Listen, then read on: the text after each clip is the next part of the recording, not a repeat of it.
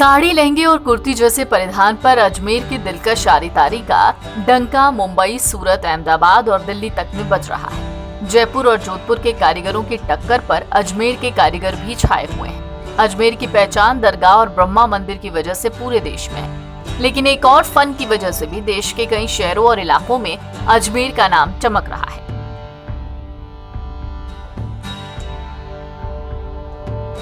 लोगों में खासकर औरतों की जुबान पर अजमेर की फनकारी चढ़ी है। जी हाँ, यहाँ की आरीदारी में जुटे लोगों ने अपने शहर का नाम चमकाने में बड़ा अहम रोल अदा किया है।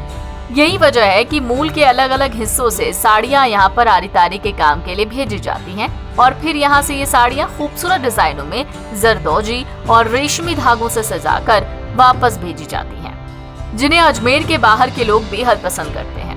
तेजी से बदल रहे वक्त के साथ अब हाथ से बने डिजाइन की जगह कंप्यूटराइज्ड डिजाइन आ गए हैं।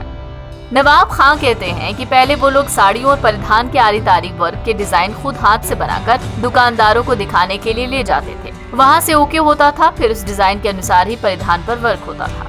अब कुछ बदलाव आया है। अब दुकानदार पहले से कंप्यूटराइज्ड डिजाइन सेट कर लेते हैं। इस डिजाइन के अनुसार ही फिर कपड़े की सजावट भी की जाती है।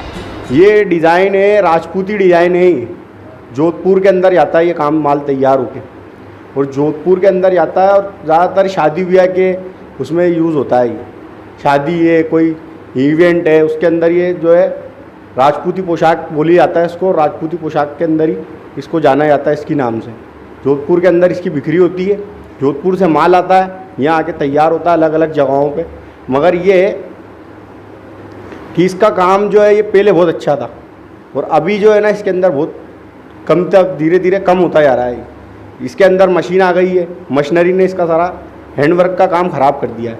हैंडवर्क को ज़्यादातर लोग अब नज़रअंदाज कर रहे हैं, मशीन की तरफ जा रहे हैं। तो मेरा ये कहना है इस हिसाब से रोशनी डालें आप इस काम के अंदर।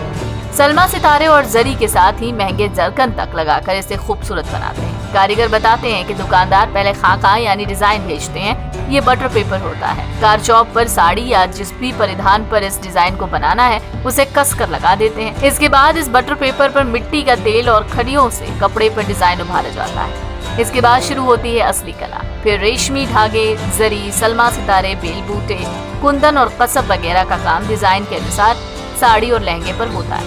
इन नगों को लगाने के लिए भी खास तरह की सुई काम में ली जाती है। काम के हिसाब से एक ही परिधान को सजाने में 1 सप्ताह लग जाता है। ये जरी का काम कहलाता है और ये काफ़ी पुराने टाइम से काम चलता हुआ आ रहा है। पहले और अभी में बहुत अंतर है इसकी मजदूरी में। आज के वक्त में ज़्यादा से ज़्यादा 450 से 500 मजदूर कमा सकता है। और जो इसका मटेरियल बहुत महंगा है, जैसे कि कसब, दबका, रेशम। कसब है आज के टाइम में 2000 रुपये किलो, दबका है 1800 रुपये किलो। इसी तरीके से इसका मटेरियल बहुत महंगा है और इस काम के अंदर मजदूरी बहुत कम है। इसमें बहुत सारे डिज़ाइनिंग होती है, जैसे कि मटेरियल के अंदर हुआ, जरी के अंदर हुआ, गोटा पत्ती है, डोरी है, बहुत सारी क्वालिटी के अंदर काम होता है।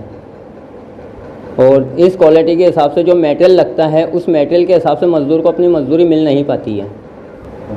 हमारे पास तो पहले मतलब ये कपड़ा आता है, उसके ऊपर सामने से डिज़ाइनिंग का फ़ोटो आता है। उस डिज़ाइनिंग को हमें बनाना पड़ता है, कंप्लीट करना पड़ता है। उसके बाद पंचिंग होती है डिज़ाइन की। पंचिंग होने के बाद छपता है। छपने के बाद ही कारीगर उसके ऊपर वर्क कर पाता है।